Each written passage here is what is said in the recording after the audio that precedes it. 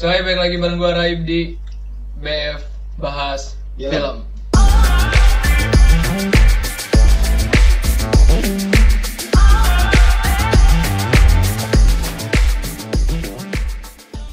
Kali ini gue nggak sendiri gitu ya, seperti yang kalian tahu ada manusia satu kembali lagi ada di konten gue gitu, yang dimana kalau misalkan kalian belum tahu dia ini siapa, kalian harus tonton dulu konten kita yang dimana kita ngomongin film rekomendasi menurut kita yang harus kalian tonton gitu. Linknya ada di atas gitu ya. Di bawah di mana di atas lah, yang muncul gitu di atas, Cok. Tapi bukan mana nanti di deskripsi nulis di bawah. Oh enggak. Enggak. Kita yang munculin aja kayak YouTuber gitu. Nanti muncul lah, pokoknya kalian tonton sendiri ya. Jadi kalau misalkan kalian yang belum tahu, pogging ya Pak ya. Gimana ya? Coba perkenalkan diri lagi, siapa tahu banyak yang nggak tahu gitu subscriber. Kan pasti nggak tahu, Dim. Ya justru kan biar kenalan, biar tahu. Ya saya temennya ini tadi dipaksa suruh ini nemenin. Dipaksa. Ya, jadi gue mau ngelanjutin apa yang gue udah bikin dari video 2 sebelumnya, ya ini tentang langkah-langkah membuat film gitu. Kemarin paham film banget kan kita. Jadi kita adalah lulusan mahasiswa film lah, jadinya kita pengen sharing seenggaknya pengalaman. Gitu bahasanya. Kenapa? Mahasiswa yang dulunya tugasnya bikin film. Iya gitu. Seenggaknya kan kita pengen sharing tentang pengalaman kita bikin film dulu gitu. Belum beres gitu. Seenggaknya ya ini best story dan best history kita lah gitu. Waktu dulu bikin film kayak gimana. Kemarin gue udah ngomongin tentang pasca produksi. Nah, sekarang kita akan ngomongin tentang fase produksi. Tapi sebelum itu minal aidin dulu kan. Kita ucapin minal aidin. Buat teman-teman semua ya gitu. Maafin kalau dia banyak salah. Iya, kalau bacotnya ada gitu. Ya, kayak gitu aja lah ya edisi lebaran gitu. Yang dimana tadinya gue udah bilang kan kayak waktu di bulan puasa kayaknya gue mau banyak nih konten dan segala macam, ternyata tidak. 1 bulan hanya 2 video. Karena mager gitu ya, dan mood gitu. Ya, tapi gue lihat di 2 video sebelumnya jumlahnya ada kenaikan gitu di penontonnya ya gitu. Ada prosesnya. Jadi gue akan melanjutkan tentang ngebahas langkah-langkah dalam pembuatan film. Mari kita langsung aja ke pembahasan. Nanti ada intro dulu. Ya, kayak gitulah. Jadi Lid, kita ngomongin fase produksi dalam pembuatan film. Short movie lah ya kita. Bisa short movie, bisa film layar lebar. Karena mungkin karena mungkin kan aku bilangnya mungkin ya. Karena mungkin namanya sama, tapi teknisnya beda. Iya dong. Iya kayaknya. Namanya sama tapi teknisnya beda di dalam pembuatannya lah gitu. Nah, sebagai orang yang paham banget dengan film nih. Anjing. Yang dimaksudkan dengan fase produksi itu apa sih, Tom? Jadi kalau fase produksi itu intinya waktu ini nerjemahin ke skrip jadi bahan jadinya sih. Jadi misalnya yang udah dipersiapin kayak skripnya, si talentnya gitu, kita langsung visualin gitu di sana gitu. Yang disiapinnya sih kompleks banget ya. Yang waktu pas produksinya kompleks banget kan. Contoh waktu awal kan ngumpulin krunya sih, biasanya kalau yang tugas-tugasnya kayak SMA atau kuliah biasanya ngumpulin kru sama talentnya itu yang jadi masalah. Makanya kalau pengen syutingnya enak itu dari maintain dari perannya lebih enak. Jadi pas produksinya tinggal ngalir gini, Dim. Iya. Itu seperti apa yang gue omongin di video sebelumnya yang ngebahas praproduksi, di mana tahap-tahapannya di awal kita emang harus ngumpulin dulu orang-orang krunya siapa aja dengan job desk-nya masing-masing. Lebih lengkapnya udah gue jelasin lah di video sebelumnya gitu. Dan setelah krunya terkumpul baru kita nge-hire talent gitu kan, untuk nyari talent-talentnya segala macam. Jadi intinya ketika proses produksi, apa yang udah kita siapin di produksi itu tuh digarap di situ tuh gitu, dikerjain di situ. Yang si DOP udah bikin DOS gitu kan, terus si sutradara udah bikin storyboard dan segala macam, semuanya divisualisasiin di fase produksi ini gitu. Ya seperti yang kalian tahu lah gitu, proses syuting ya dimana ada kamera, ada talent di depan gitu kan, dan ada sutradara ngomong action gitu kan. Ada yang ya ngedirect gitu kan. Ya kalau misalkan teknisnya kayak gimana tentu beda-beda ya gitu. Ada yang ngumpul talent jam berapa, jam segini, nyiapin dulu set lokasinya dulu. Tapi yang paling berat kalau kata orang itu proses produksinya, coy. Kenapa? Karena waktu pas proses produksinya itu puncak-puncaknya nih, ini teh pertaruhannya gitu. Kalau ada masalah kan masih bisa, ini kan namanya juga belum syuting gitu. Kalau produksi itu ada kejaran waktu gitu. Waktu buat ke talent, apalagi kalau yang alat, misalnya alat kan nyewa gitu, ada hitungannya gitu kan. Sama kalau bisa syuting outdoor, ngudag cuacanya, ngejar cuaca gitu, ngejar setnya juga. Nah makanya produksi itu harus santai tapi tetap on point geningan, syutingnya gitu. Nah, soalnya pengalaman kita syutingnya banyak yang ngaret. Nah kalau misalkan nih Tom, mungkin di yang nonton ada yang nggak tahu gimana sih cara menentukan waktu syuting, tahu berapa lama dan segala macam tuh biasanya gimana tuh? Biasanya kan dari pas peranya ada reki kan, jadi pas reki itu latihan gitu. Terus pas itu kan bisa diukur lah, ada tolak ukurnya gitu. Oh ngeberesin scene ini kira-kira bisa makan waktu 2 jam gitu. Nah itu juga kan nanti yang bagian kamera juga ngatur, oh scene ini perlu shootnya berapa shoot nih, berapa angle gitu. Ini 4 shoot gitu. Nah itu dipersiapin gitu. Biasanya sih makin banyak shoot makin lama gitu. Makin banyak variasi shoot maksudnya itu dimana? Ya, jadi makin lama waktu produksinya lah ya gitu. Makanya mungkin tidak sama biasanya kalau yang kesulitan itu misalnya kita baru syuting, misalnya kayak waktu tugas yang ini langsung dua kamera nih, 2 cam. Nah itu yang lama kan nyetingnya, terus nyamain lightingnya, ngeset lightingnya gitu. Makanya dari pra itu harus benar-benar disiapin gitu, penempatan lampunya terus di mana gitu, audionya gimana, crowdnya gimana gitu kalau di luar gitu.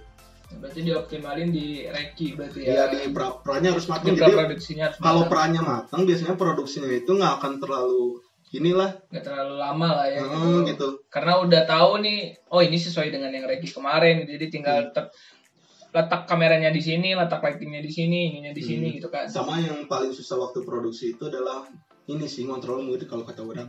Mood kan bukan kita doang ya, kru, talent gitu. Belum ada orang ketiga misalnya kayak yang bantu-bantu gitu. Nah, contoh orang tiga teh yang misalnya kita syuting di outdoor, ada orang-orang yang ini orang di tengah warlocknya gini. Oh iya, warlock. Ngontrol kayak gitunya.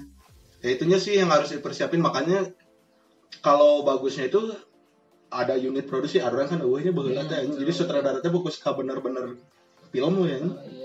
Gitu sih.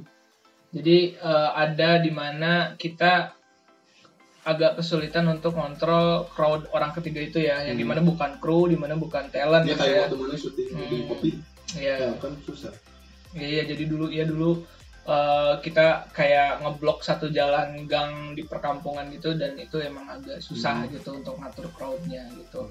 Makanya sih kalau bagus ya mah apa ya, kalau syuting itu jangan, kalau yang baru gitu kayak siapa gitu, yang baru mulai syuting jangan yang terlalu tempatnya inilah apa yang crowdnya susah gitu. Takutnya nanti nggak anjing dipelongkeun mun bahasa Sunda pelongkeun ieu anjing jadi kayak demam panggungnya teh anjing. Nah gitu. Kalau misalkan talentnya yang udah biasa sih is okay kali ya. Tapi kalau misalkan talentnya kalau krunya nggak siap juga sama aja kan. Iya juga sih. Gitu sih. Nah makanya itu udah pernah gua bahas kan di video yang sebelumnya. Jadi kalau misalkan kayak syuting tuh ya, untuk di pemilihan cerita tuh si scriptwriter biasanya udah punya bayangan kalau misalkan si ceritanya ini tuh akan ribet ketika diproduksi atau enggak gitu, dengan lokasinya, dengan adegannya dan segala macam gitu. Sama harus saling apa sih, antar lini itu harus berkesinambungan ya, harus satu jalan. Biasanya kalau kru udah siap nih semuanya udah set, talentnya ngaret, atau kebalikannya talentnya udah siap, krunya itu masih bingung nih sama setnya sendiri. Nah yang kayak gitu-gitunya sih, makanya kalau udah berkesinambungan mah enak biasanya. Nah, itu tuh bisa terjadi ketika balik lagi udah dijalin komunikasi. Komunikasinya udah ada, bonding antar krunya udah ada, praproduksinya juga benar dilakuinya gitu. Ngerencanainnya emang benar-benar matang gitu di praproduksi. Nah, lalu tahapan setelah produksi itu apa lagi biasanya, Tom? Biasanya sih cek gambar sih kalau itu. Nah, cek gambar. Karena biasanya sih kalau udah beresin ya, scene 1 beres gitu. Biasanya si sutradara sama si biasanya editor kan nah ini cuma liatin gambar doang. Ya, itu dicek lagi gitu. Takutnya misalnya kan di scriptcon oke good, tapi pas di hasil pas didengerin pas di review kurang kayak gitu-gitunya sih harus diteliti biar apa meminimalisir take ulang. Kalau zaman ngampus mah sebenarnya gitu. Scriptcon tuh apa sih? Banyak yang nggak tahu. Scriptcon tuh apa? Namanya scriptcon teh. Scriptcon itu tuh kemana bahasa Indonesia nya di mana?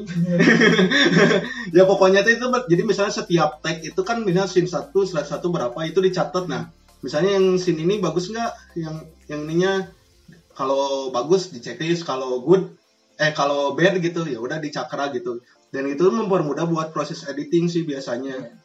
Jadi kalau misalkan ditambahin ya, kalau misalkan kalian tahu nggak sih ada orang clapper yang scene 1, take 1 gitu kan. Nah, itulah tugasnya scriptcon itu gitu. Jadi dari bagiannya sih. Ya, terus ada take 1, apakah take 1, take 2, take 3 yang diambil kan gitu. Ketika ngelihat cek gambar kan gitu.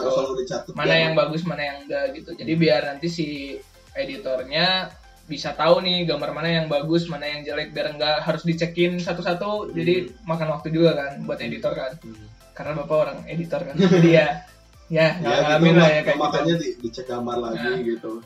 Nah, kalau misalkan ternyata ada yang jelek kayak gitu ya biasanya habis produksi take ulang ya. Nah, itu kembali lagi ke tim sih, misalnya mau ngejar scene yang beres dulu atau nanti nyusul take ulang atau gimana. Biasanya sih itu mah bagian yang ininya sih yang atasnya kayak sutradara, produser gimana-gimananya sama nanya konsul ke DOP sama lighting sih biasanya. Iya benar. Gitu sih biasanya. Kebetulan kita pernah take ulang ya. Gimana? Lampung. Oh iya sering anjing. Kita pernah dulu bikin dokumenter dan ya adalah. Sama biasanya suka ada yang kelupaan shoot gini kan ya. Iya benar. Gitu. Padahal asal ngeus gitu anjing, tapi ada part yang belum gitu. Kalau itu jadi nggak nyambung nggak continuity gitu. Iya. Nah gitu sih. Nah jadi mungkin fase produksi kayak gitulah ya. Untuk gambaran contohnya gimana nanti gue akan kasih lihat di sini. Nah itulah contoh. Nah, tapi maksudnya di dalam produksi itu kudu aya orang no detail banget sih maksudnya. Misalnya kalau kan karena biasanya si sutradara oke udah bagus gitu udah ini. Biasanya kan kalau kamera nuturkeun juragannya anjing. Iya, juragan tuh sutradara. Nuturkeun juragan nyageus gitu anjing. Nah, tapi biasanya harus ada orang yang bawa gitu yang ngingetin, iya si dia ini kaliwat tuh dicek deui. Biasanya suka ada yang kelupaan yang kayak gitu-gitunya sih gitu. Audionya cek lagi noise enggak atau gini-gini gitu. Misalnya lightingnya sesuai konsep enggak gitu. Itu sih biasanya. Jadi emang harus ada orang yang bawel biar tidak yang ngingetin lah ya. Yang ngingetin lah ya gitu. Nah mungkin karena Indo kan karakternya teh oke aman karena malas ngecek kan, malas gitu. ngecek lagi biasanya biar karena ketika kalian syuting ya karena capek juga sih. Nah karena capek jadi kita bawaannya tuh kayak pengen cepet beres aja gitu kan. Jadi kita kadang ngelupain hal-hal yang detail yang kecil tuh kadang terlupain gitu. Yang justru fatal kayak kalau mendingan semua part apa yang kecil-kecil juga diperhatiin gitu dari yang besar sama yang kecil biar ngariweuh gitu ke editingnya atau bisa anjing kayak take ulang deui. Kalau take ulang kan misalnya talent ditambah lagi biayanya, alat nambah lagi tapi biar nggak overcost juga. Nah, biasanya tuh kalau misalkan hal kecil yang kita sering lupa ya dulu waktu zaman gua ini itu tuh ngecek white balance biasanya tuh. Ada kan yang si film Kopi Edhok. Iya si film Kopi Edhok kan.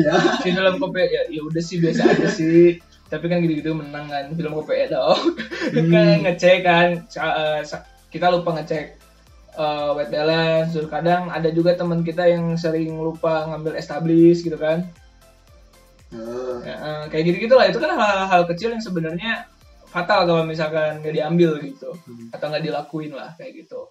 Nah, mungkin kayak gitulah ya untuk fase produksi. Untuk lebih detailnya mungkin kalian bisa lakuin sendiri biar kalian tahu rasanya gimana. Cuman fase by experience kita. By experience aja gitu. Jadi untuk langkah-langkahnya ya mungkin seperti itu. Jadi produksi, terus cek gambar, lalu take ulang kalau misalkan ada gambarnya yang kurang gitu atau jelek gitu. Jadi tahap bisa jangan take ulang. Nah, jadi take ulang tuh ya banyak kalau take ulang tuh banyak ribetnya gitu. Kita harus luangin lagi waktu, luangin budget gitu kan. Dan banyak lah. Jadi setidaknya hindarilah untuk take ulang ini gitu di fase produksi. Nah, habis itu kita akan ngomongin fase pasca produksi. Nah, kebetulan nih Bapak ini editor gitu kan. Sehari-harinya editor. Jadi apa aja tuh Pak biasanya nih di fase pasca produksi? Biasanya ngumpulin semua data sih biasanya. Misalnya kalau per hari itu dikumpulin gitu, ditata lagi lah, dicekin lagi sama persinnya, dicek lagi gitu, semuanya didetailin lagi lah gitu, biar nggak pusing aja gitu. Biasanya kalau lebih cepatnya langsung mulai dicoba kayak offline lah, mulai disambung-sambungin gitu, mulai disatu-satuin, diurut-urutin scene-scene-nya gitu, biar nanti si sutradaranya juga ada bayangan gitu visual yang udah disusun kayak gimana. Jadi dalam editing tuh ada 2 tahap ya, ada offline dan online ya.